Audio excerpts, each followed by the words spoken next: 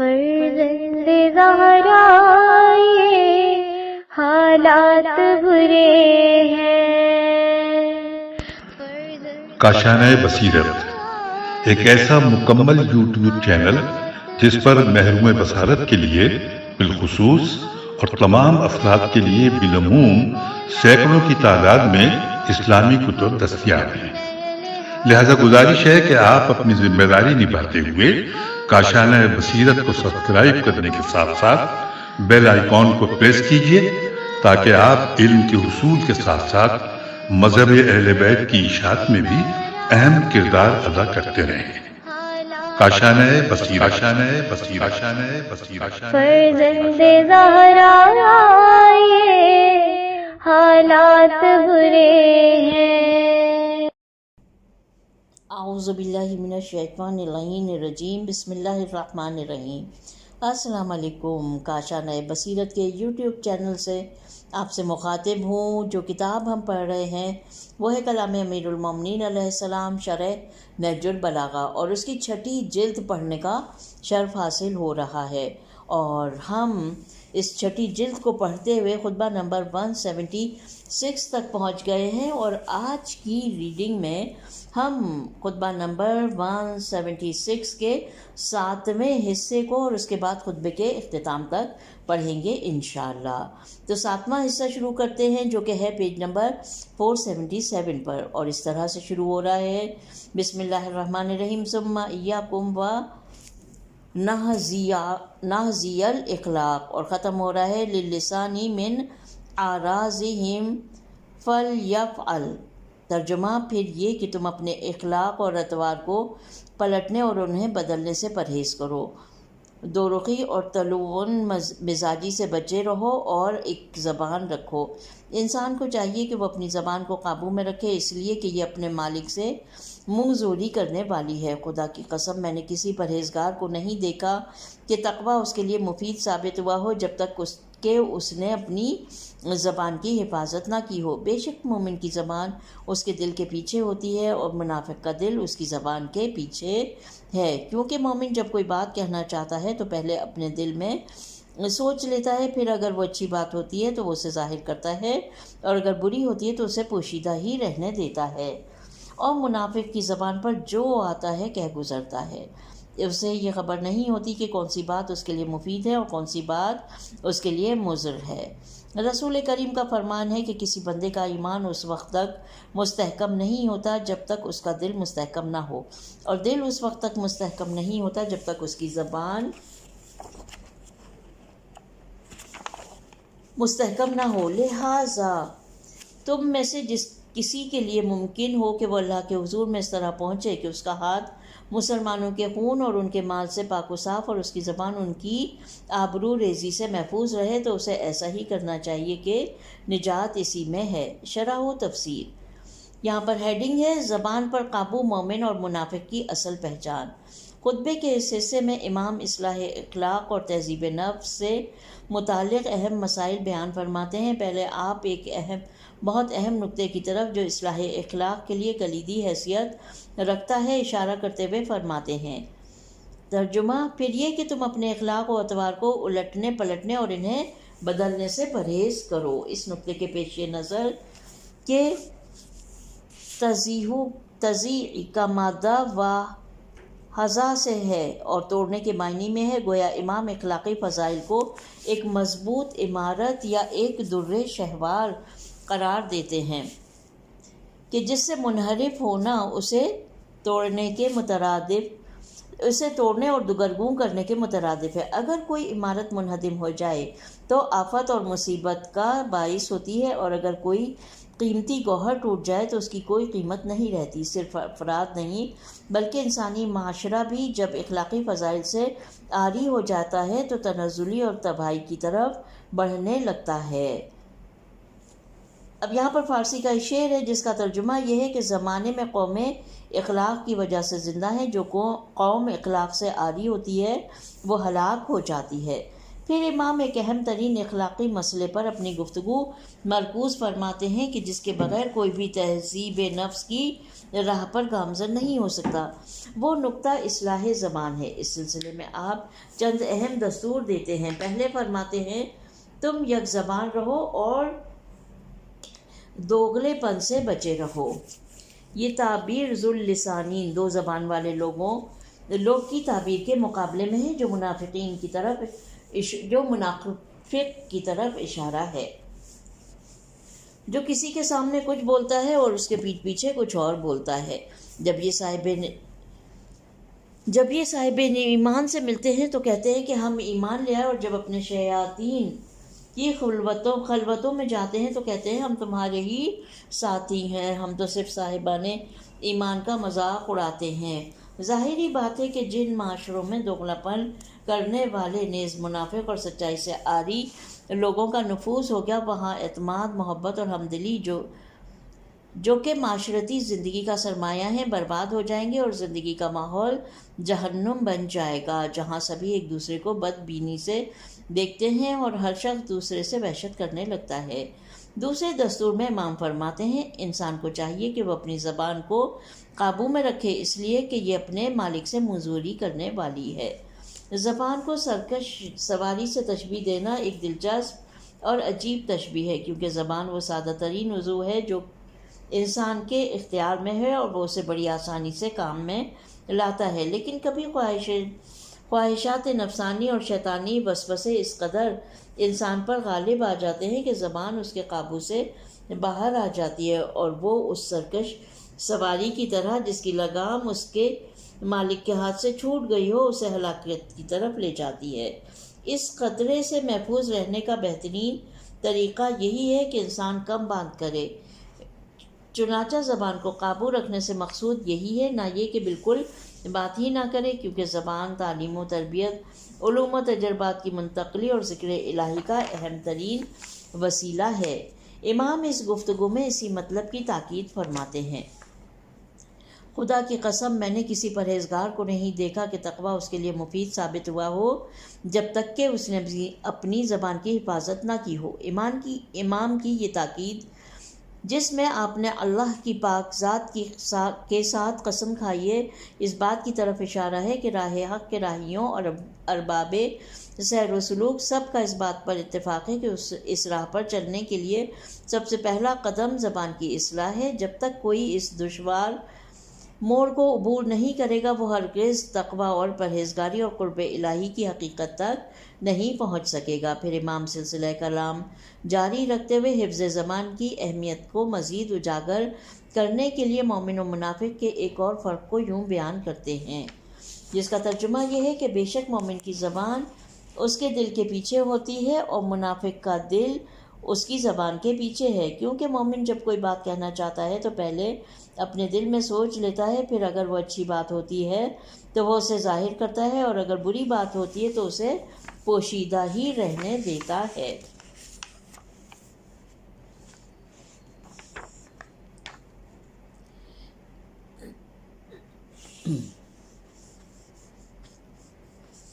اور منافق کی زبان پر جو آتا ہے کہہ گزرتا ہے، اسے یہ خبر نہیں ہوتی کہ کون سی بات اس کے لیے مفید ہے اور کون سی بات اس کے لیے مضر۔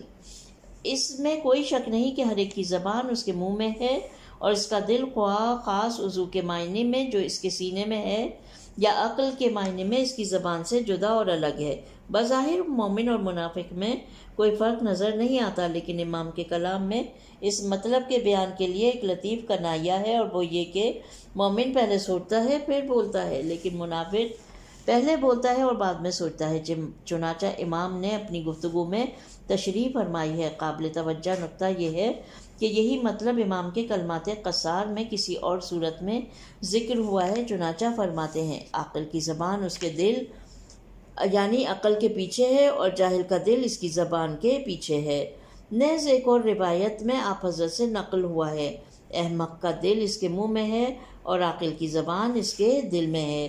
یہ سب عبارتیں ایک ہی حقیقت کی طرف اشارہ کرتی ہیں کہ مومن اور عاقل پہلے سوچتا ہے پھر بولتا ہے، اور احمق اور منافق پہلے بولتا ہے پھر سوچتا ہے۔ اب سوال ہے یہاں پر ایک کہ منافقین معمولاً بہت ہوشیار اور اپنے تقریبی کاموں میں بہت دقیق منصوبوں کے حامل ہوتے ہیں، پس انہیں کیوں کر احمق یا ایسے لوگوں سے تعبیر کر سکتے ہیں جو نہ فائدہ مند چیزوں کو جانتے ہیں اور نہ مضر چیزوں کو؟ جواب: قرآن مجید میں مذکور منافقوں سے متعلق آیات پر غور کرنے سے اس سوال کا جواب معلوم ہو جاتا ہے، اور وہ یہ کہ اگرچہ منافقین ابتدائی مراحل میں بہت ہوشیار اور شرارت آمیز منصوبوں کے حامل ہوتے ہیں، یہی وجہ ہے کہ وہ خود کو بہت عاقل اور حقیقی مومنوں کو بیوقوف سمجھتے ہیں، لیکن آخر کار حقیقی بیوقوف وہی لوگ ہوتے ہیں۔ قرآن مجید میں ارشاد ہوتا ہے، اور جب ان سے کہا جاتا ہے کہ جس طرح اور لوگ ایمان لے آئے تم بھی ایمان لے آؤ، تو کہتے ہیں بھلا جس طرح بیوقوف ایمان لے آئے ہیں اسی طرح ہم بھی ایمان لے آئیں۔ سن لو کہ یہی بیوقوف ہیں لیکن نہیں جانتے۔ اس بنا پر ایک دقیق حساب و کتاب سے ان کی حماقت اور مومنوں کی ہوشیاری واضح ہو جاتی ہے، کیونکہ منافقت خواہ نخواہ ظاہر ہی ہو کر رہتی ہے، دنیا اور آخرت میں رسوائی کا باعث بنتی ہے، نیز منافق اپنا اصل سرمایہ گنوا دیتا ہے بغیر اس کے کہ اس سے ابدی سعادت کے لیے کچھ فائدہ اٹھائے۔ اس کے بعد پیغمبر اکرم کی جامع حدیث کے ذریعے استدلال فرماتے ہیں۔ ترجمہ: رسول کریم کا فرمان ہے کہ کسی بندے کی ایمان اس وقت تک مستحکم نہیں ہوتا جب تک اس کا دل مستحکم نہ ہو، اور دل اس وقت تک مستحکم نہیں ہوتا جب تک اس کی زبان مستحکم نہ ہو۔ اصلاح زبان اور قلب و ایمان کے درمیان جو رابطہ اس حدیث میں ذکر ہوا ہے وہ بہت دقیق اور نپاتلا ہے۔ تجربے سے یہ واضح ہو چکا ہے کہ بد زبانی مختلف گناہوں کا باعث بنتی ہے، جبکہ بیہودہ گفتگو انسان کے دل کو تاریک اور روح کو معنویت سے عاری بنا دیتی ہے۔ واضح ہے کہ جب انسان کا دل تاریک ہو جائے تو اس میں نور ایمان کی کرنیں باقی نہیں رہتی۔ قرآن مجید ایک دقیق تعبیر میں ارشاد فرماتا ہے: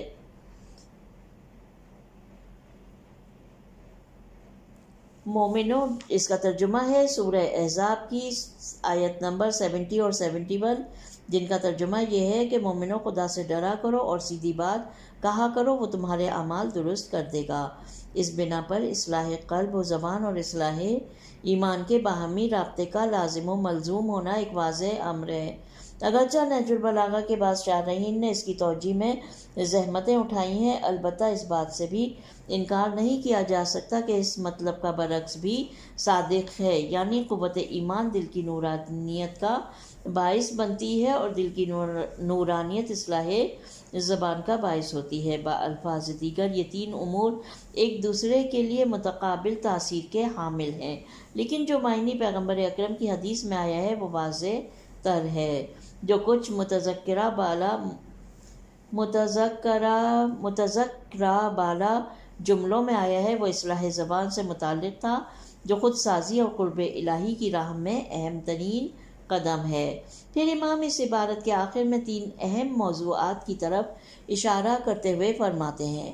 ترجمہ: لہٰذا تم میں سے جس کسی کے لیے ممکن ہو کہ وہ اللہ کے حضور میں اس طرح پہنچے کہ اس کا ہاتھ مسلمانوں کے خون اور ان کے مال سے پاک و صاف اور اس کی زبان ان کی آبرو ریزی سے محفوظ رہے، تو اسے ایسا ہی کرنا چاہیے کہ نجات اسی میں ہے۔ یقیناً ایسا شخص تقویٰ کے بلند مقام پر فائز ہوگا اور اللہ تعالیٰ کی برترین عنایات اس کے شامل حال ہوں گی۔ اس سے بڑھ کر اور کون سا تقویٰ ہوگا کہ انسان کی طرف سے کسی کو بھی کوئی اذیت و آزار نہ پہنچے اور انسانوں کے احترام کے تینوں اصول یعنی جان و مال اور آبرو کے احترام کا خیال رکھا جائے۔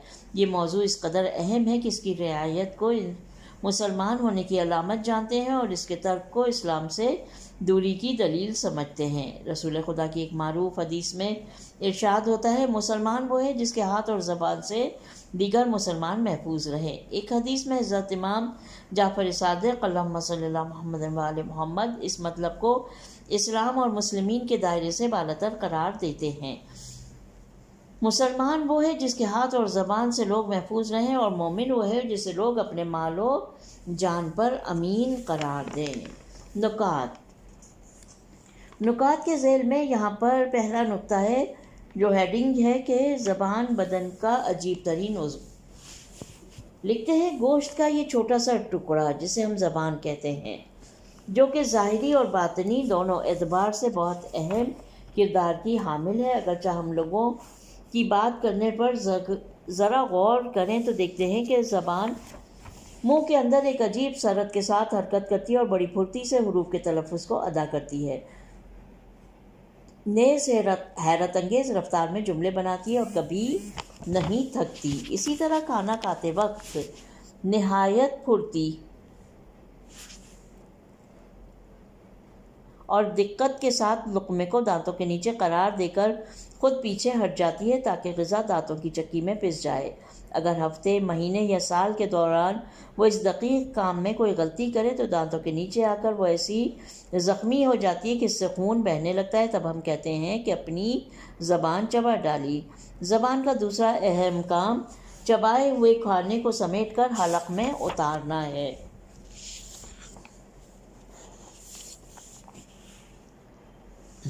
اگر زبان نہ ہوتی تو پانی یا کھانے کو نگلنا بہت مشکل اور پیچیدہ ہوتا۔ یہ تھا ظاہری اعتبار۔ اسی طرح معنوی اور اخلاقی میدان میں بھی زبان کا بہت اہم کردار ہوتا ہے، کیونکہ زبان عبادت کا سادہ ترین وسیلہ اور گناہ کا اہم ترین ذریعہ ہے۔ بہترین عبادات جیسے نماز، تلاوت قرآن، تعلیم و تربیت اور امر بمعروف و نہی از منکر وغیرہ زبان کے ذریعے انجام پاتے ہیں۔ اسی طرح تقریباً 30 گناہان کبیرہ جیسے غیبت، تہمت، آزار مومن، فساد پھیلانا، پھوٹ ڈالنا وغیرہ بھی زبان کے ذریعے انجام پاتے ہیں۔ زبان گناہ کا خطرناک ترین ذریعہ ہے، کیونکہ یہ ہر وقت، ہر جگہ اور ہر ماحول میں بغیر کسی زحمت کے انسان کے اختیار میں ہوتی ہے۔ اس سے بدتر یہ کہ زبان کے گناہ کثرت و وسعت کی بنا پر اکثر لوگوں کے ہاں عیب اور برائی نہیں سمجھے جاتے۔ اسی لیے اصلاح نفس میں سب سے پہلا قدم زبان کی اصلاح ہے، اور قرب الہی کے مراحل کو طے کرنے کے لیے اصلاح زبان ہی کی راہ سے گزرنا پڑتا ہے۔ زبان کے گناہوں سے بچنے کے لیے 2 اہم راہیں پائی جاتی ہیں، جن کی طرف امام نے مذکورہ کلمات میں اشارہ فرمایا ہے۔ پہلی یہ کہ انسان کم بات کرے اور فالتو باتوں سے گریز کرے، کیونکہ ایسا کرنا زبان کی آفتوں سے بچے رہنے کے اہم وسیلوں میں سے ایک ہے۔ دوسری یہ کہ انسان جو بھی بات کرنا چاہے پہلے اس کے بارے میں خوب سوچ لے، پھر اسے زبان پر لائے۔ امام کی خوبصورت تعبیر کے مطابق اس کی زبان اس کے دل کے پیچھے ہو، نہ کہ ان احمق منافقوں کی طرح ہو جن کا دل ان کی زبان کے پیچھے ہوتا ہے۔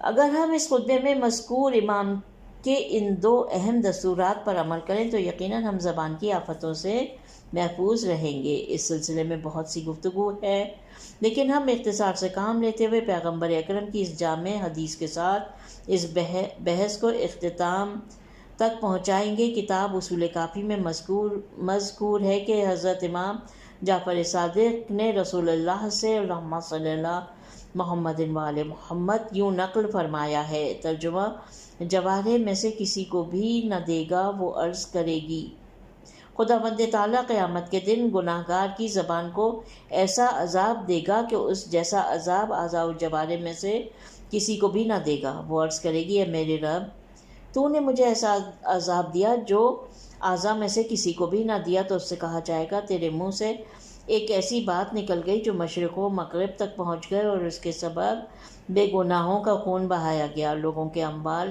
لوٹ لیے گئے اور عورتوں کی عصمت دری ہوئی۔ میری عزت و جلالت کی قسم، میں تجھے ایسا عذاب دوں گا جو اعضاء میں سے کسی کو بھی نہ دیا گیا ہوگا۔ اب آتے ہیں دوسرے نقطے کی طرف۔ یہاں پہ ہیڈنگ ہے انسان کا اصل سرمایہ۔ لکھتے ہیں، ہمارا بہترین سرمایہ 3 چیزیں ہیں: جان و مال اور آبرو۔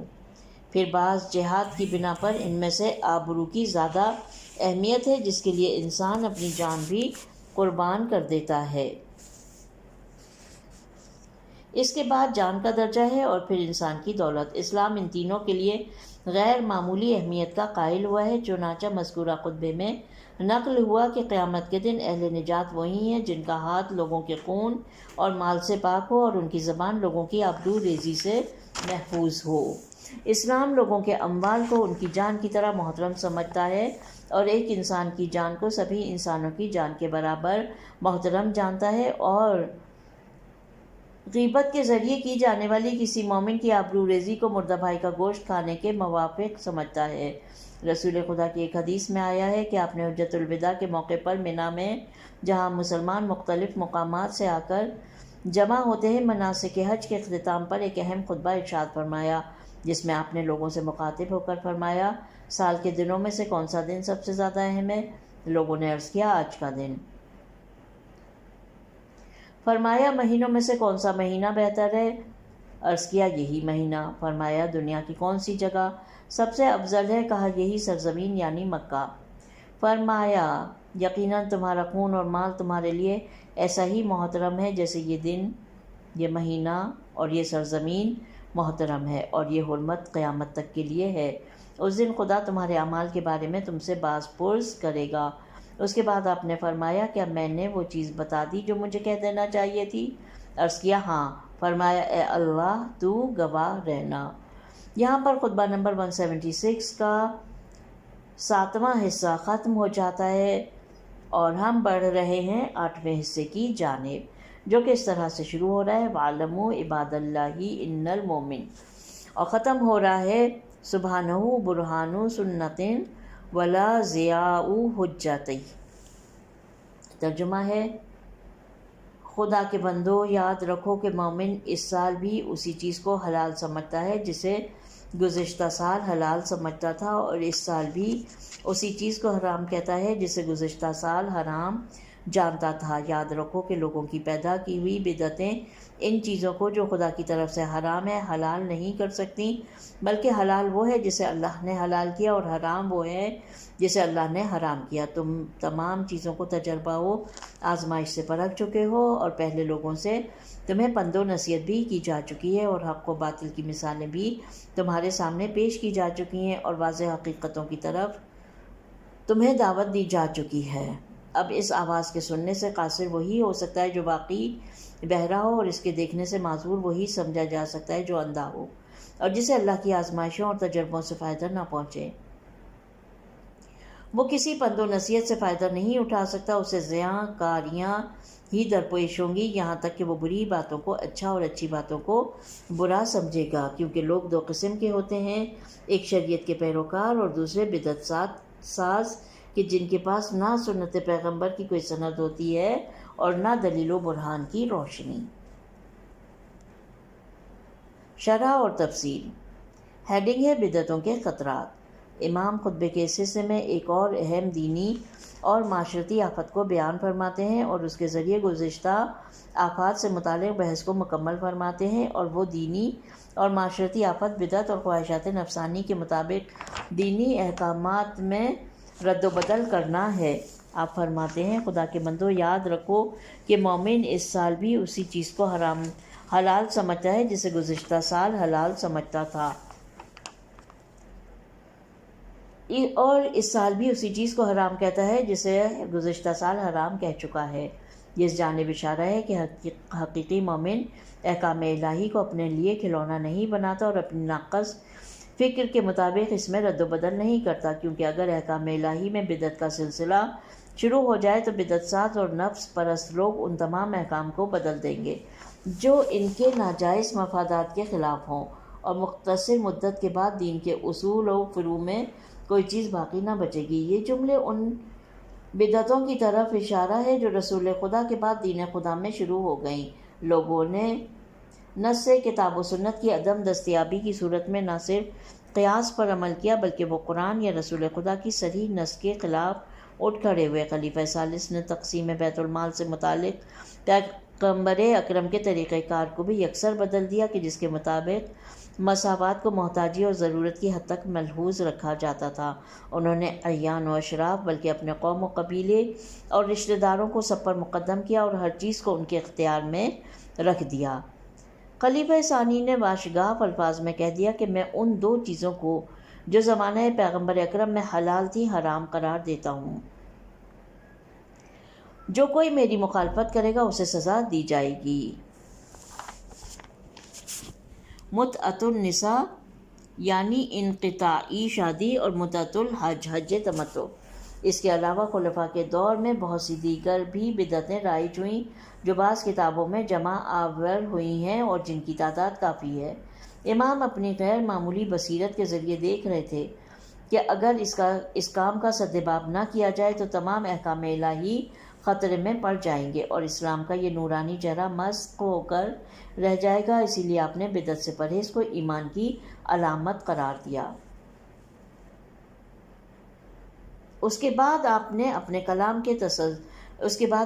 کلام کے تسلسل میں بیان فرماتے ہیں، یاد رکھو کہ لوگوں کی پیدا کی ہوئی بدعتیں ان چیزوں کو جو خدا کی طرف سے حرام ہے حلال نہیں کر سکتی، بلکہ حلال وہ ہے جسے اللہ نے حلال کیا ہے اور حرام وہ ہے جسے اللہ نے حرام کیا ہے۔ اس کے بعد اپنی گفتگو کو جاری رکھتے ہوئے آپ ایک ایسے نقطے کی جانب اشارہ فرماتے ہیں جو آپ کے گزشتہ کلام کے لیے دلیل کی حیثیت رکھتا ہے۔ فرماتے ہیں، تم تمام چیزوں کو تجربے اور آزمائش سے پرکھ چکے ہو اور پہلے لوگوں سے تمہیں پند و نصیحت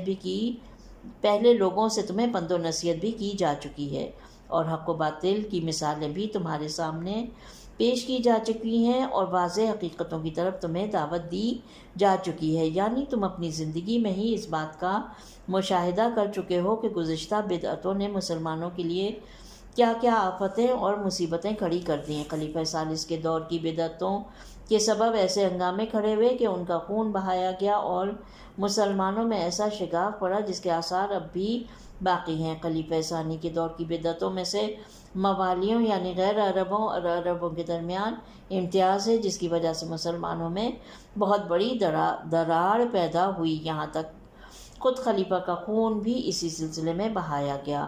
اس کے علاوہ اللہ تعالیٰ نے قرآن مجید میں یہودیوں اور ان کی بدعتوں اور تحریفات کی داستان نقل کرتے ہوئے ان کے برے انجام کی نشاندہی فرمائی ہے، جبکہ تم خود بھی بدعتوں کے نقصانات دیکھ چکے ہو۔ اس کے علاوہ گزشتہ امتوں کی تاریخ نے بھی تمہیں درس دیا ہے، لہٰذا میں نے تمہیں ایک واضح مطلب کی دعوت دی ہے جو حسی اور تجربات پر مبنی دلائل کی حامل ہے۔ پھر امام ایک واضح نتیجہ اخذ کرتے ہوئے فرماتے ہیں، اب اس آواز کو سننے سے قاصر وہی ہو سکتا ہے جو واقعی بہرا ہو اور اس کے دیکھنے سے معذور وہی سمجھا جا سکتا ہے جو اندھا ہو۔ یہ اشارہ ہے اس مطلب کی طرف کہ بدعتوں کی ذلت آمیز آثار و نتائج واضح ہیں، جبکہ تاریخ کا پیغام اور درس بھی اس معاملے میں آشکار ہے۔ جو آثار کو نہ دیکھے وہ نابینا ہے اور جو پیغام کو نہ سنے وہ بہرا ہے۔ اس کے بعد آپ فرماتے ہیں، ترجمہ، اور جسے اللہ کی آزمائشوں اور تجربوں سے فائدہ نہ پہنچے وہ کسی پند و نصیحت سے فائدہ نہیں اٹھا سکتا، اسے ضیاءکاریاں ہی درپیش ہوں گی، یہاں تک کہ وہ بری باتوں کو اچھا اور اچھی باتوں کو برا سمجھے گا۔ حسی تجربات اور الہی آزمائشیں انسان کی بیداری کے اہم ترین وسائل ہیں۔ اگر کوئی واقعی ان وسائل سے بیدار نہ ہوا تو بہت بعید ہے کہ واعظوں کے وعظ اور نصیحت اور ہمدردی اسے متاثر کرے۔ پھر آخر کار نوبت یہاں تک پہنچے گی کہ وہ خوبیوں کو برائی اور برائیوں کو اچھائی سمجھنے لگے گا۔ چنانچہ قرآن کریم میں اس سلسلے میں ارشاد ہوتا ہے، اے رسول تم کہہ دو کہ کیا ہم ان لوگوں کا پتہ بتا دیں جو لوگ اعمال کی حیثیت سے بہت گھاٹے میں ہیں۔ سورہ مبارکہ کہف کی آیت نمبر 103 اور 104، جس کا ترجمہ میں نے پڑھا۔ صدر اسلام میں امیر شام طلحہ اور زبیر اپنے آپ کو خون مظلوم یعنی خون خلیفہ ثالث کے مدافع سمجھتے تھے، جبکہ ہمارے زمانے میں بدعتی وہابی اپنے آپ کو امت مسلمہ کا مسلح سمجھتے ہیں۔ بدعتی عناصر پوری تاریخ میں ہمیشہ اصلاح خواہی کا نقاب اوڑھے رہتے ہیں۔ امام اس عبارت کے آخر میں بدعت گزاروں اور آئین الہی کے حقیقی پیروکاروں کے صفوف کو جدا کرنے کے لیے لوگوں کو دو قسموں میں تقسیم کرتے ہیں کہ اس میں مزید قسم کی کوئی گنجائش نہیں رہتی۔ فرماتے ہیں، لوگ دو قسم کے ہوتے ہیں، ایک شریعت کے پیروکار اور دوسرے بدعت ساز جن کے پاس نہ سنت پیغمبر اکرم کی کوئی سند ہوتی ہے اور نہ دلیل و برہان کی روشنی۔ یوں ہر ایک کو ان دو قسموں میں سے اپنی صف کو معین کرنا چاہیے۔ اگر پابند شریعت ہو تو کتاب و سنت اور عقلی دلیل کا پیروکار ہوگا، اور اگر ایسا نہ ہو تو بدعت سازوں کی صف میں ہوگا جو احکام الہی کو اپنے خواہشات نفس کے مطابق بدل دیتے ہیں۔ ان کے پاس نہ کوئی دلیل ہوتی ہے اور نہ عقل کی کوئی روشنی۔ جو کچھ ذکر ہوا اس کے مطابق برہان و سنت دلیل نقلی کی طرف اشارہ ہے اور ضیاء حجت دلیل عقلی کی طرف۔ پس امام بدعت گزار ایسے لوگوں کو قرار دیتے ہیں جو صرف خواہشات نفس اور باطل خیالات کی پیروی کرتے ہیں۔ نکتہ: بدعت کیا ہے؟ یہاں پر یہ ہیڈنگ ہے سوالیہ انداز میں۔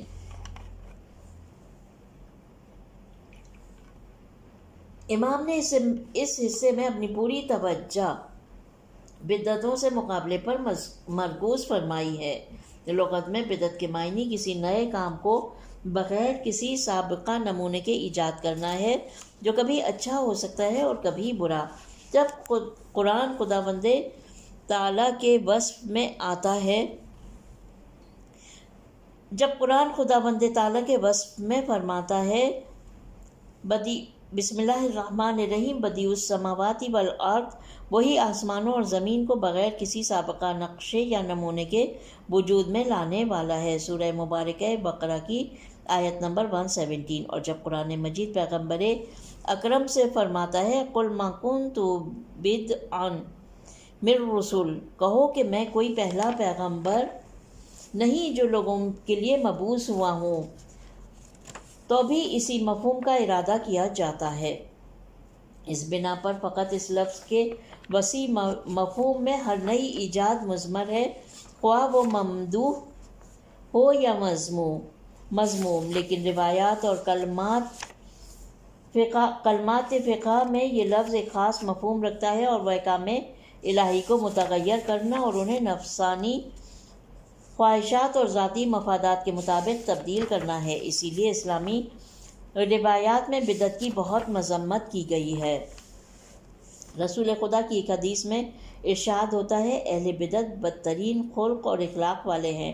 حضرت امیر المومنین علیہ السلام فرماتے ہیں اہل بدعت وہ ہیں جو خدا کے فرمان، اس کی کتاب اور اس کے رسول کے مخالف ہیں۔ یہ لوگ اپنی مرضی کے مطابق عمل کرتے ہیں اگرچہ وہ زیادہ ہوں۔ اس کی دلیل بھی واضح اور روشن ہے، کیونکہ اگر احکام الہی میں بدعت کا سلسلہ شروع ہو جائے تو ہر کوئی اپنی مرضی اور ذاتی مفادات کے مطابق حلال کو حرام اور حرام کو حلال قرار دے گا، اور مختصر مدت میں ہی دین اور آئین الہی بالکل مسخ ہو کر رہ جائے گا اور اصل اسلام میں سے کچھ نہ بچے گا۔ اسی بنا پر پیغمبر اکرم نے بدعت گزاروں سے ہر قسم کے تعاون کو ممنوع قرار دیا، یہاں تک کہ آپ نے فرمایا اگر کوئی بدعت گزار کو دیکھ کر مسکرائے تو اس نے اپنے دین کی نابودی کے لیے مدد کی۔ یہاں سے واضح ہو جاتا ہے کہ جو لوگ بدعت کے وسیع معنی کو اس کے خاص معنی سے غلط ملت کرتے ہوئے مغالطوں کو جنم دیتے ہیں، مثلا کہتے ہیں کہ سبھی نئی ایجادات کے طالب ہیں اور کون اس کی مخالفت کر سکتا ہے، وہ بہت بڑی غلط فہمی میں ہے۔ اسی طرح وہ لوگ بھی جو مجتہدین کے نظریے کی تبدیلی اور کتاب و سنت سے نئے مسائل دریافت کرنے کو بدعت کا نام دیتے ہیں، یا خود کو یوں فریب دیتے ہیں یا دوسروں کو فریب دینا چاہتے ہیں۔ کتاب و سنت سے نئے مسائل کو دریافت کرنا شریعت کی پیروی ہے، نہ کہ بدعت۔ اپنے مخصوص معنی میں یعنی حلال خدا کو حرام قرار دینا اور حرام خدا کو خواہشات نفسانی اور ذاتی مفادات کی خاطر حلال قرار دینا۔ یہ نکتہ بھی قابل توجہ ہے کہ بدعتی لوگ اس خوف سے کہ کہیں حقیقی مومنوں کی مخالفت کا سامنا نہ ہو، تفسیر بالرائے شروع کر دیتے ہیں۔ وہ قرآن کی کچھ آیتوں یا معصومین کے بعض روایات میں تحریف کر کے اس کی آڑ میں بدعتوں کو رواج دیتے ہیں۔ اس قسم کے بدعت گزاروں کا خطرہ دیگر بدعت سازوں سے کہیں زیادہ ہے جو کھلم کھلا اس قبیح کام کے مرتکب ہوتے ہیں۔ بہرحال امام مذکورہ خطبے کے ایک مختصر جملے میں فرماتے ہیں حقیقی مومن وہ ہے جو خدا کے حلال و حرام کو تبدیل نہ کرے اور احکام الہی کی پاسداری اور ان پر عمل کے سلسلے میں اس کا حال اور ماضی یکساں ہو، نیز وہ کتاب و سنت کی راہ میں ثابت قدم رہے۔ یہاں پر خطبہ نمبر 176 کا 7واں حصہ ختم ہو جاتا ہے۔ پیج نمبر ہے 493 اور ہم بڑھ رہے ہیں 90 حصے کی جانب۔ جو کہ کچھ اس طرح شروع ہو رہا ہے وَإِنَّ اللَّهَ سُبْحَانَهُ لَمْ يَعِزْ أَحَدًا، اور ختم ہو رہا ہے یَبْنَ آدم عمل ملیل خیر ود الشر فَإِذَا أَنْتَ جَوَّادٌ قَاصِدٌ۔ بے شک اللہ سبحانہ تعالیٰ نے کسی کو ایسی نصیحت نہیں کی جو قرآن کی مانند ہو، کیونکہ یہ اللہ کی مضبوط رسی ہے اور امانت دار وسیلہ ہے۔ اسی میں دل کی بہار اور علم کے سرچشمے ہیں، اور اسی سے آئینہ قلب پر جلا ہوتی ہے۔ باوجود اس کے کہ قرآن کی نصیحتوں کو یاد رکھنے والے گزر گئے اور بھول جانے والے یا بھلاوے میں ڈال دینے والے باقی رہ گئے۔ اب تمہارا کام یہ ہے کہ بھلائی کو دیکھو تو اسے تقویت پہنچاؤ، اور برائی کو دیکھو تو اس سے دامن بچا کر چلو، اس لیے کہ رسول اللہ فرمایا کرتے تھے، اے فرزند آدم، اچھے کام کر اور برائیوں کو چھوڑ دے، اگر تو نے ایسا کیا تو تو نیک چلن اور راست رو ہے۔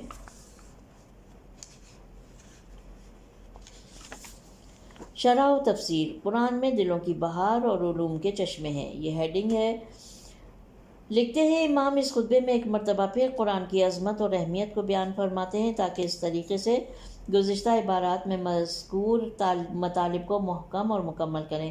آپ یہاں چند جدید نکات کی طرف اشارہ کرتے ہوئے فرماتے ہیں، بے شک اللہ سبحانہ تعالیٰ نے کسی کو ایسی نصیحت نہیں کی جو قرآن کی مانند ہو، کیونکہ آسمانی کتب جو اللہ کی طرف سے بشر کی ہدایت کے لیے نازل ہوئی ہیں بہترین نصائح اور مواعظ کی حامل ہوتی ہیں۔ ان کتابوں کے درمیان قرآن مجید آفتاب کی مانند درخشاں ہے، باقی اس کے مواعظ اور نصائح بے نظیر اور بے مثال ہیں۔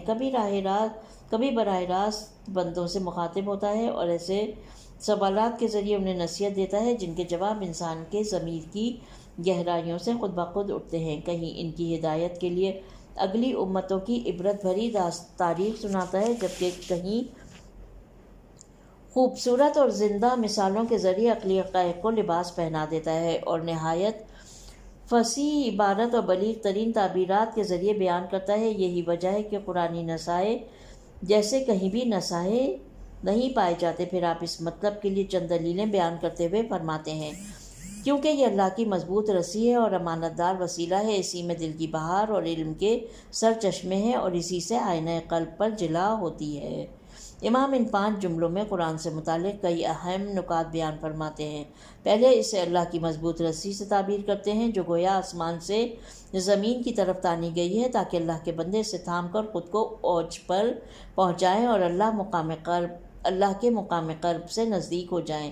اسی سے مراد وہی عروۃ الوثقیٰ ہے جس کی طرف اللہ اشارہ کرتے ہوئے فرماتا ہے۔ ترجمہ، تو جس شخص نے جھوٹے خداؤں اور یعنی بتوں سے انکار کیا اور خدا ہی پر ایمان لایا تو اس نے وہ مضبوط رسی پکڑ لی ہے جو ٹوٹ نہیں سکتی، اور خدا سب کچھ سنتا اور جانتا ہے۔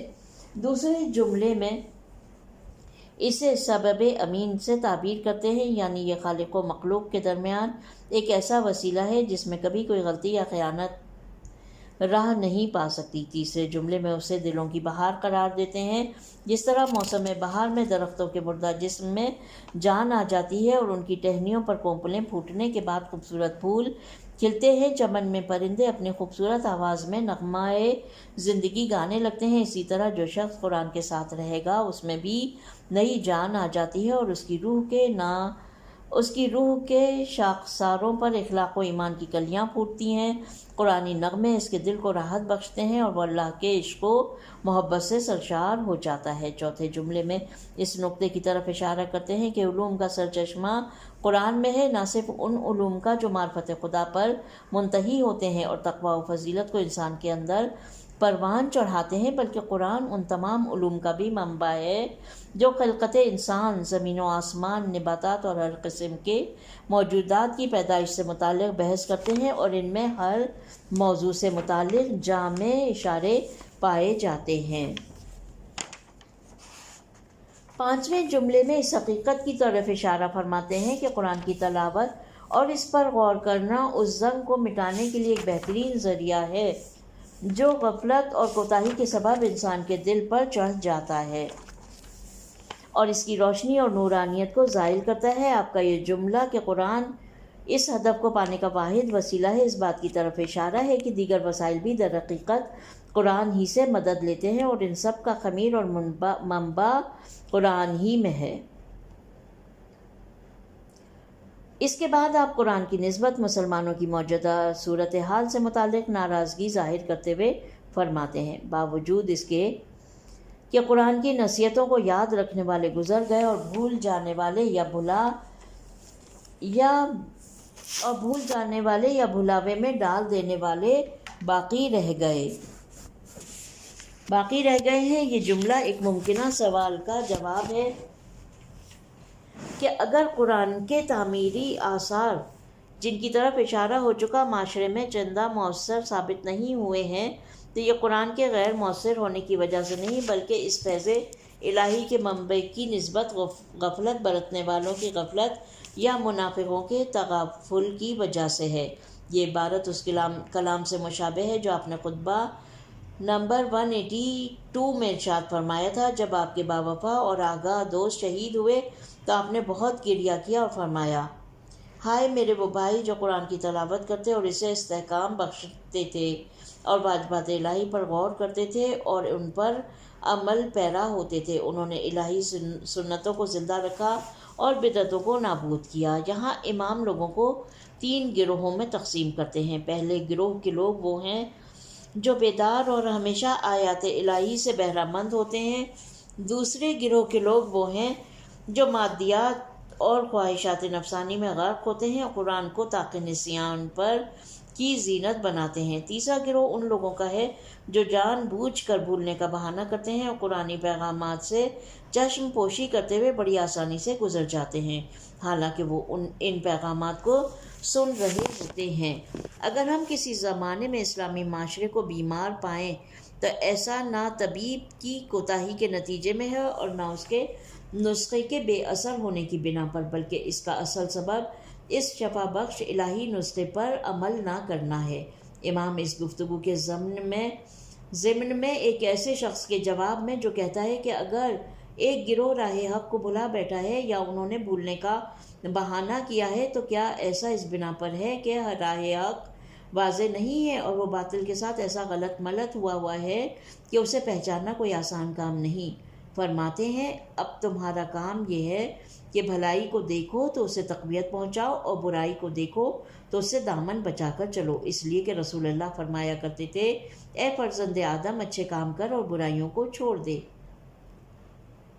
اگر تو نے ایسا کیا تو نیک چلن اور راست رو ہے۔ جو کچھ اوپر بیان ہوا اس سے یہ بات واضح ہو جاتی ہے کہ خیر و شر اس عبارت میں ایک وسیع معنی کے حامل ہیں، برخلاف اس مطلب کے جو نہج البلاغہ کے بعض شارحین نے سمجھا ہے۔ ان کے نزدیک خیر و شر سے مراد صرف بیعت کو نبھانا اور اسے توڑنا ہے۔ اس جملے میں حسن و قبیح عقلی کی جانب بھی اشارہ ہے کہ انسان خیر و شر کو کافی حد تک اپنی عقل کے ذریعے درک کر سکتا ہے۔ اگر وہ اس پر عمل پیرا ہو جائے تو گویا راہ مستقیم کا ایک حصہ طے کر لیا۔ قرآن کی عظمت اور اس کے مضامین کی اہمیت سے متعلق ہم نے گزشتہ جلدوں یعنی جلد اول کے خطبہ نمبر 18 اور جلد اشتم کے خطبہ نمبر 110 کے ذیل میں جس میں سیر حاصل بحث کی ہے اور انشاءاللہ خطبہ نمبر 198 کے ذیل میں بھی بیان کیا جائے گا۔ یہاں پر خطبہ نمبر 176 کا 9واں حصہ بھی ختم ہو جاتا ہے اور پیج نمبر ہے 497 اور 10واں حصہ شروع ہوتا ہے۔ آئیے 10واں حصہ شروع کرتے ہیں الحمدللہ۔ 10واں حصہ اس طرح شروع ہو رہا ہے، الا وان الظلم ثلاثۃ اور ختم ہو رہا ہے بفرقۃ خیرا ممن مضی ولا ممن بقیہ، اور اس کے بعد 2 لائن ہے، یا ایھا الناس طوبی لمن شغلہ، یہ اس طرح ہے اور ختم ہو رہی ہے فی راحۃ۔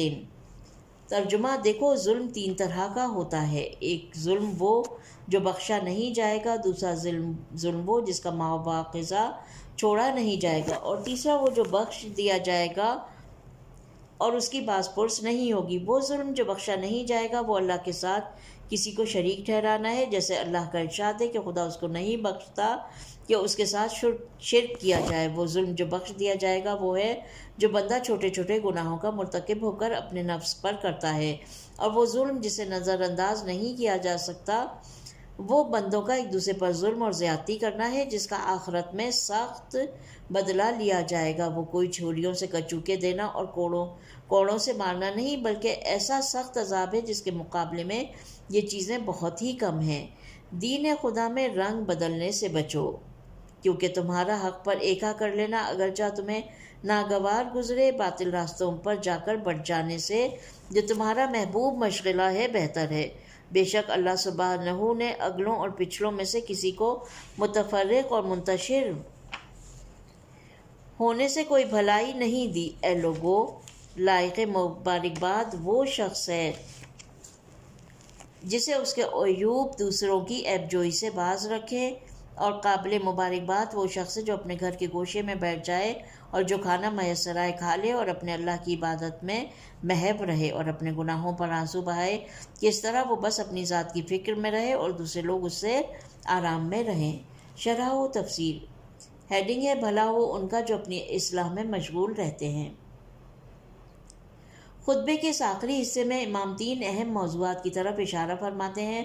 پہلا، ظلم کی 3 قسمیں، دوسرا وحدت مسلمین اور اس کی اہمیت، تیسرا اور آخری موضوع دوسروں کی عیب جوئی کی بجائے اپنی اصلاح پر توجہ دینا۔ اس خطبے میں بیان شدہ نصائح اور اخلاقی مسائل ان 3 مطالب کے ذکر کے ساتھ مکمل ہو جاتے ہیں۔ پہلے فرماتے ہیں، دیکھو ظلم 3 طرح کا ہوتا ہے۔ ایک ظلم وہ جو بخشا نہیں جائے گا، دوسرا ظلم وہ جس کا مواخذہ یعنی چھوڑا نہیں جائے گا، اور تیسرا وہ جو بخش دیا جائے گا اور اس کی باز پرس نہیں ہوگی۔ پھر آپ ان تینوں اقسام میں سے ہر ایک کی تشریح کرتے ہوئے فرماتے ہیں، لیکن وہ ظلم جو بخشا نہیں جائے گا وہ اللہ کے ساتھ کسی کو شریک ٹھہرانا ہے، جیسا کہ اللہ کا ارشاد ہے کہ خدا اس کو نہیں بخشتا کہ اس کے ساتھ شرک کیا جائے۔ البتہ آیت بسم اللہ الرحمن الرحیم سورہ نساء کی آیت نمبر 48 کے جہاں پہ فرماتا ہے پروردگار عالم وَيَغْفِرُ مَا دُونَ ذَلِكَ لِمَن يَشَاءُ کہ صدر و ذیل کے پیش نظر صرف ایک گناہ ایسا ہے کہ اگر انسان اس سے توبہ کیے بغیر مر جائے تو بخشش نہیں پائے گا، اور وہ شرک ہے۔ لیکن دیگر گناہ خواہ وہ کبیرہ ہوں یا صغیرہ، اگر انسان ان سے توبہ کیے بغیر دنیا سے رخصت ہو جائے تو امکان پایا جاتا ہے کہ اللہ تعالیٰ کی مغفرت اس کے شامل حال ہو جائے، اگرچہ یہ امر قطعی نہیں۔ یقیناً جس شخص کے یہ بخشش شامل حال ہوگی اس کے لیے بھی حساب و کتاب ہے، کیونکہ جملہ من یشاء کا مفہوم یہ نہیں کہ گناہ گار بغیر کسی حساب و کتاب کے بخش دیے جائیں گے، کیونکہ خداوند تعالیٰ حکیم ہے اور اس کا ارادہ اور مشیت بھی حکیمانہ ہے۔ صرف وہی لوگ اس بخشش کے سزاوار ہوں گے جو بخشش اور عفو کے لیے مناسب موقع اور شرائط رکھتے ہیں، جیسا کہ قیدیوں کی معافی کے سلسلے میں معمولاً قیدیوں کے حالات کو پرکھا جاتا ہے، اور جب ان میں مثبت تبدیلی مشاہدے میں آتی ہے تو انہیں معاف کر دیا جاتا ہے۔ یقیناً شرک سے مراد یہاں شرک جلی ہے جیسے بت پرستی وغیرہ، جبکہ شرک خفی جیسے ریا وغیرہ کی بات ہے تو یہ گناہ کبیرہ کی ایک قسم ہے جو آیت کے ذیل میں شامل ہے۔ پھر امام دوسری اور تیسری قسم کو بیان کرتے ہوئے فرماتے ہیں، ترجمہ وہ ظلم جو بخش دیا جائے گا وہ ہے جو بندہ چھوٹے چھوٹے گناہوں کا مرتکب ہو کر اپنے نفس پر کرتا ہے، اور وہ ظلم جسے نظر انداز نہیں کیا جا سکتا بندوں کا ایک دوسرے پر ظلم و زیادتی کرنا ہے، جس کا آخرت میں سخت بدلہ لیا جائے گا۔ وہ کوئی چھریوں سے کچوکے دینا اور کوڑوں سے مارنا نہیں ہے، بلکہ ایسا سخت عذاب ہے جس کے مقابلے میں یہ چیزیں بہت ہی کم ہیں۔ پہلے جملے میں امام صغیرہ گناہوں کی طرف اشارہ فرماتے ہیں جن کی بخشش کا وعدہ قرآن مجید میں ترک گناہان کبیرہ کی شرط کے ساتھ ذکر ہوا ہے، اور ترجمہ ہے سورہ نساء کی آیت نمبر 31 کا کہ اگر تم کبیرہ گناہوں سے جن سے تمہیں روکا گیا ہے بچتے رہو تو ہم تم سے تمہاری چھوٹی برائیاں مٹا دیں گے۔ یا ممکن ہے ان کبیرہ گناہوں کی طرف اشارہ ہو جو حق اللہ کی حیثیت رکھتے ہیں، اور انسان توبہ و ندامت کے پانی سے انہیں دھو سکتا ہے اور اپنے نیک اعمال کے ذریعے اپنے گزشتہ نقصانات کی تلافی کر سکتا ہے۔ اور دوسرا جملہ جس میں ظلم کی تیسری قسم بیان ہوئی ہے حق الناس کی طرف اشارہ ہے، جس کی اسلام میں غیر معمولی اہمیت ہے اور اس کی سزا بھی بہت شدید ہے۔ پھر یہ کہ جب تک صاحب حق راضی نہ ہوگا خدا معاف نہیں فرماتا۔ لہٰذا مذکورہ عبارت میں لفظ قصاص الہی عذاب کی طرف اشارہ ہے، نہ اس قصاص کی طرف جو معروف اور مصطلح ہے۔ لہٰذا اس کے بعد فرماتے ہیں یہ الہی قصاص نہ تیر و خنجر کے زخموں کی طرح ہے اور نہ کوڑے کی ضرب کی طرح، بلکہ یہ ایسا عذاب ہے کہ جس کے مقابلے میں سب چیزیں ناچیز اور حقیر ہیں۔ یہ الہی عذاب اندر سے جلاتا ہے اور باہر تک سرایت کرتا ہے۔ چنانچہ قرآن مجید میں ارشاد ہوتا ہے، ترجمہ اللہ کی بھڑکائی ہوئی آگ ہے جو دلوں پر اپنی اذیت کے ساتھ چڑھ جائے گی۔ حضرت امام جعفر صادق علیہ السلام سے حدیث ہے، اللہم صلی اللہ محمد وآل محمد، اللہ تعالیٰ نے اپنے ایک نبی کی طرف جو ایک جابر حکمران کے ملک میں ساکن تھے وہی بھیجی کہ اس جابر بادشاہ کے پاس جا کر اس سے کہو کہ میں نے تمہیں حکومت اس لیے نہیں دی کہ تم لوگوں کا ناحق خون بہاؤ اور ان کے اموال غصب کر لو، میں نے تمہیں یہ عہدہ اس لیے عطا کیا ہے کہ تم ان مظلوموں کی فریاد رسی کرو جو میری بارگاہ میں نالہ و فریاد کرتے ہیں، کیونکہ میں ان کے غصب شدہ حقوق کے بارے میں کبھی تمہیں معاف نہیں کروں گا، خواہ وہ کافر ہی کیوں نہ ہو۔ حضرت امام محمد باقر اللہم صلی اللہ محمد وآل محمد سے بھی روایت ہے، جو بھی کسی دوسرے پر ظلم کرے گا خدا اس کے مقابلے میں اس ظالم کو سزا دے گا، یعنی ایسی سزا جو اس کی جان اور مال میں ہوگی، لیکن وہ مظالم انسان اور خدا کے درمیان ہیں، تو جب بھی بندہ ان سے توبہ کرے گا خدا مہربان انہیں معاف فرمائے گا۔ اس کے بعد امام دوسرے اہم موضوع یعنی وحدت مسلمین کی جانب بڑھتے ہیں اور فرماتے ہیں، دین خدا میں رنگ بدلنے سے بچو، کیونکہ تمہارا حق پر ایکا کر لینا اگرچہ تمہیں ناگوار گزرے باطل راستوں پر جا کر بٹ جانے سے، جو کہ تمہارا محبوب مشغلہ ہے، بہتر ہے۔ بے شک اللہ سبحانہ نے اگلوں اور پچھلوں میں سے کسی کو متفرق اور منتشر ہونے سے کوئی بھلائی نہیں دی۔ فَإِيَّاكُمْ وَالتَّلَوُّنَ فِي دِينِ اللَّهِ کا جملہ اس مطلب کی طرف اشارہ ہے کہ ہر گروہ اپنا علیحدہ رنگ اپنا لے اور وہ اپنا لاہ عمل دوسروں سے الگ بنا لے، خواہ اعتقادی لاہ عمل ہو یا عملی۔ یہ تلون مزاجی صفوں میں شگاف پڑنے اور طاقت کے ضائع ہو جانے اور کبھی تو خانہ جنگی کا باعث بنتی ہے، جس کے سبب معاشرے کی تقدیر اور اس کے مفادات خطرے میں پڑ جاتے ہیں، جیسا کہ امام نے اپنے مذکورہ کلام میں فرمایا، جب معاشرے کے افراد چھوٹے مسائل میں تھوڑی لچک کا مظاہرہ کریں اور جو امور ان کے مزاج کے خلاف ہیں انہیں برداشت کریں تو یقیناً اتحاد و اتفاق کی فضا قائم ہو جائے گی اور معاشرے کی عصمت اور امن و امان بحال ہوگا۔ چنانچہ اس بارے میں بھی امام فرما چکے ہیں کہ پوری تاریخ میں کبھی بھی صفوں کا انتشار خیر و برکت کا باعث نہیں بنا ہے اور نہ اس سے کوئی مشکل حل ہوئی ہے۔ پھر امام تیسرے نقطے میں جو خطبے کے آخری حصے پر مشتمل ہے، تمام لوگوں کو خود سازی اور اصلاح نفس کی دعوت دیتے ہوئے فرماتے ہیں، اے لوگو، لائق مبارکباد ہے وہ شخص جسے اپنے عیوب دوسروں کی عیب جوئی سے باز رکھیں، اور قابل مبارکباد ہے وہ شخص جو اپنے گھر کے گوشے میں بیٹھ جائے اور جو کھانا میسر آئے کھا لے اور اپنے اللہ کی عبادت میں لگا رہے اور اپنے گناہوں پر آنسو بہائے۔ پھر آپ یوں نتیجہ اخذ فرماتے ہیں، ایسا شخص اپنی ذات کی فکر میں رہے اور دوسرے لوگ اس سے آرام میں رہیں۔ یہ اس نقطے کی طرف اشارہ ہے کہ اولیاء اللہ اور معصومین کے سوا ہر انسان جب بھی دوسروں کی عیب جوئی کا مرتکب ہوگا تو اپنی اصلاح سے غافل ہو جاتا ہے اور تہذیب نفس اور سیر اللہ کے میدان میں کہیں بھی نہیں پہنچ پاتا۔ لیکن اگر کبھی اپنے گھر کے گوشے میں بیٹھ کر اپنے نفس اور اپنے ہر گناہ پر غور و فکر کرے اور اطاعت پروردگار کے شفاف پانی اور اپنی ندامت کے آنسوؤں سے اپنے دل کو دھو ڈالے تو اپنی ذات کی اصلاح کی توفیق عطا ہوگی اور لوگ بھی اس سے آرام میں رہیں گے۔ نقطہ یہاں پر ہیڈنگ ہے اجتماعی زندگی یا پھر گوشہ نشینی۔ مذکورہ خطبے کے آخر میں جیسا کہ آپ نے ملاحظہ کیا، امام گوشہ نشینی کی ترغیب فرماتے ہیں، وہی گوشہ نشینی جو خود سازی کے لیے اور اجتماعی مفاسد سے دور رہنے کے لیے ایک تمہید ہے۔ بہت سے علماء اخلاق نے بھی گوشہ نشینی کو تہذیب اخلاق کی تیاری کی شرائط میں سے ایک قرار دیا ہے۔ جب ہم قرآنی آیات کی طرف رجوع کرتے ہیں تو دیکھتے ہیں کہ بہت سے بزرگ پیغمبر اور صالحین نے بھی ایک خاص مدت گوشہ نشینی میں گزاری ہے۔ حضرت ابراہیم خلیل بھی جب گمراہ اور متعصب قوم کے جو مسلسل بت پرستی پر ڈٹی ہوئی تھی مد مقابل قرار پائے تو یوں کہنے لگے۔ ترجمہ: اور میں تم سب سے اور ان بتوں سے جنہیں تم اللہ کے سوا پوجتے ہو کنارہ کش ہوتا ہوں اور اپنے رب کی عبادت میں یکسو ہو کر مصروف ہوتا ہوں۔ امید ہے کہ میں اپنے رب کی عبادت کے باعث محروم کرم نہ رہوں گا۔ حضرت موسیٰ نے بھی تختیوں کو لینے کے لیے 40 دن تک اپنی قوم سے کنارہ کشی اختیار کی اور کوہ طور پر گئے، جس کی شرح سورہ اعراف کی آیت نمبر 142 کے ذیل میں بیان ہوئی ہے۔ حضرت مریم بھی کچھ مدت اپنی قوم سے کنارہ کش ہو کر رہیں، جس کی تفصیل سورہ مریم کی آیت نمبر 16 کے ذیل میں مذکور ہے۔ اصحاب کہف سے متعلق بھی قرآن مجید میں ارشاد ہوتا ہے، اور ان نوجوانوں نے آپس میں کہا کہ جب تم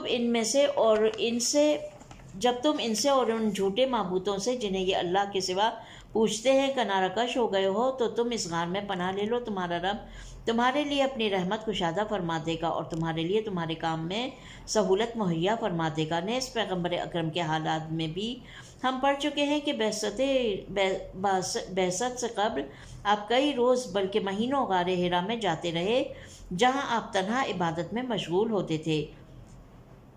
عزلت نشینی سے متعلق متعدد روایات بھی وارد ہوئی ہیں۔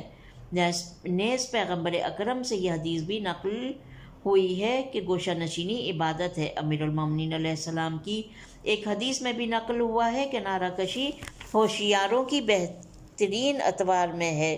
نیز آپ ہی سے ایک دیگر حدیث میں نقل ہوا ہے دنیا پرستوں سے کنارہ کشی ہر قسم کی اصلاح کا باعث ہے۔